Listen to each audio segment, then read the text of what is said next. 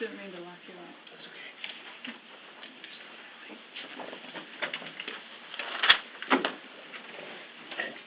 Okay, good afternoon and welcome to the Albany Port District Commission special meeting. My name is Georgette Steffens and I'm the chair of the Albany Port District Commission. Noel Finch, Commissioner. Joe Coffey, Commissioner. Tom McGinnis, Port of Albany. Annette Gasperry, Port of Albany. Megan Daly, Port of Albany Economic Development and Procurement. John Costa, Port of Albany. Kathy Shorey, General Counsel. Eric Smith, Director of Internal Controls and Enterprise Analysis. Richard Hendrick, General Manager. So we held our regular board meeting a little early this month, so I know that Eric has submitted and has in our packet our monthly financials now that we're at the closer to the end of the month. So monthly financials for April are in here. Yep. Eric, you want to go through those? Sure. I don't have a lot to add than what we talked about when we looked at the first quarter year end. The bottom line is currently we're projecting to end the year about $475,000 better than budgeted.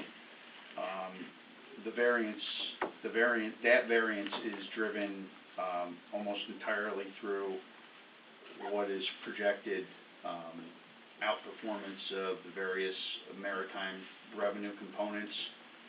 I'll add there's on the revenue side there is an amount that was anticipated to be received from a potential user of our facilities, and at this time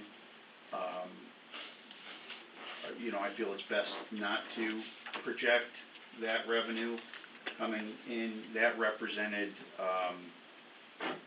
about 3 months worth of use, so it was built in our budget basically based on the intel we had at the time we developed the budget.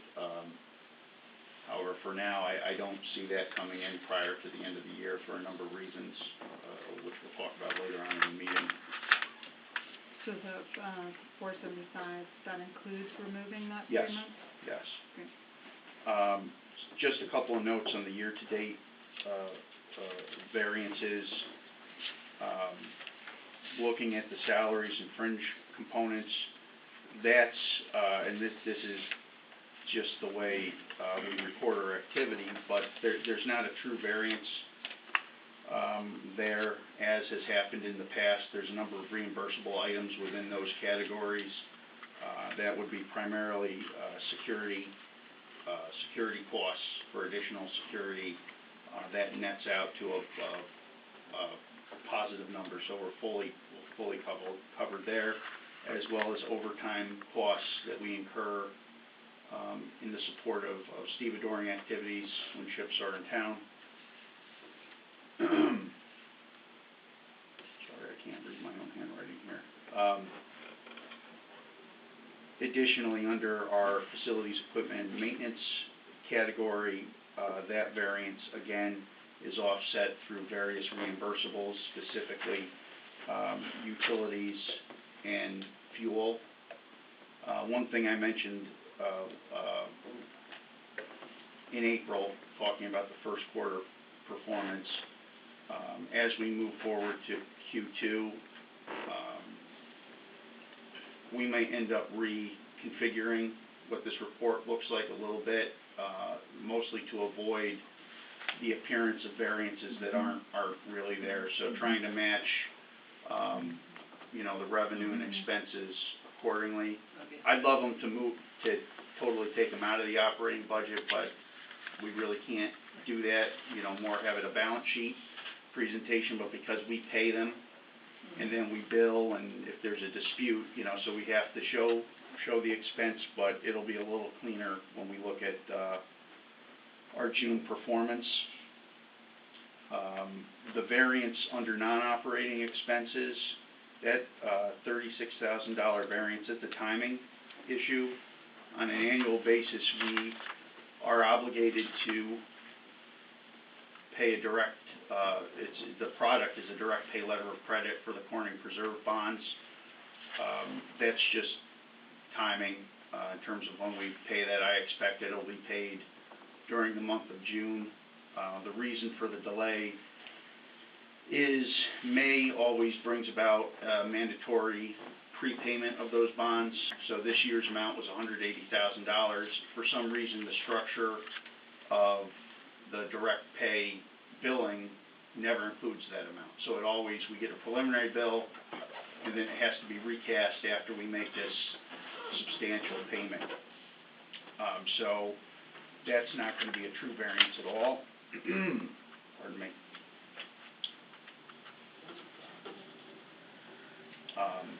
I would say the one significant, as we've said before, revenue item is really our crane usage. So far through April, we've more than doubled the amount of hours that were budgeted, which is a good thing, and we're just gonna,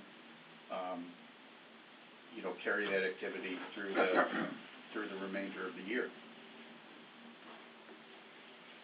That's great. So I don't have anything else to touch on. Sure. Thank you. And again, the financial report and the forward-looking piece of it is extremely helpful for considering. So, with that, is there any other business?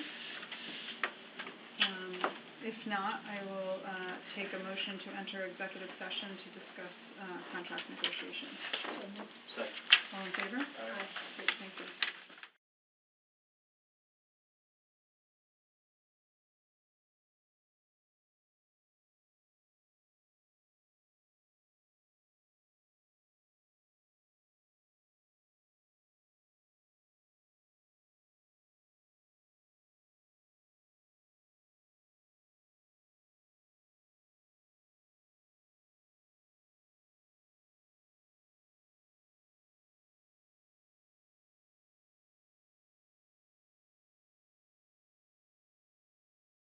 Ready? Yes.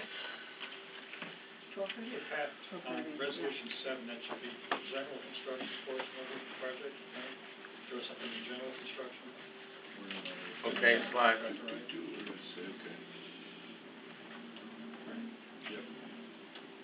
Okay, so we have a few items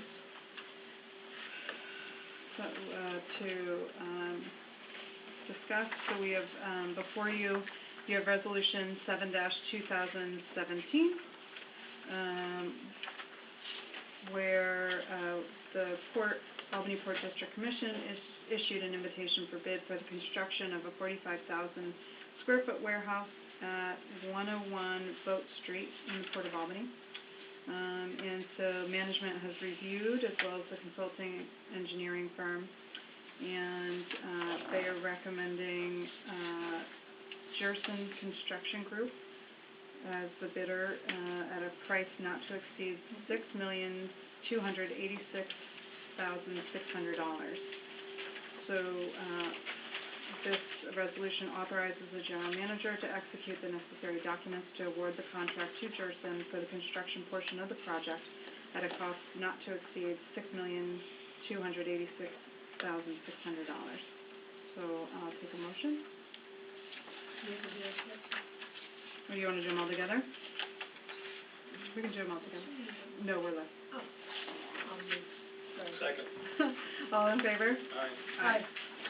Great, so we have resolution 8-2017, no problem, where we sent out mechanicals, HVAC and mechanical portion of the warehouse project, and the Albany Port District Commission management and the consultant engineering firm have recommended McGilligot Inc. Mechanical Contractors, or TMI, as they're referred to, at a price not to exceed $426,000. So this resolution authorizes the general manager to execute the necessary documents to award TMI the HVAC and mechanical portion of the project at a cost not to exceed $426,000. Take a motion to approve? Second. All in favor? Aye. Resolution 9-2017, where we are looking at the electrical here for McBain Electric And this authorizes the general manager to execute the necessary documents to award the contract to McBain Electric for the electrical work portion of the project at a cost not to exceed $379,300. We'll take a motion. Second. All in favor? Aye. And the final resolution is Resolution 10-2017, where the Albany Port District Commission authorizes the general manager to execute the necessary documents to award the contract to RBM Guardian for the fire protection portion of this project at a cost not to exceed $118,135. Take a motion? So moved. Second. All in favor? Aye. Aye. Okay, and so with that, we have a meeting, so don't forget the Albany, the Port Industry Day is June 15th at 1 p.m. here at the Port of Albany, and then our next board meeting is June 28th at 12:30. So with that, I'll take a motion to adjourn. So moved. Second. All in favor?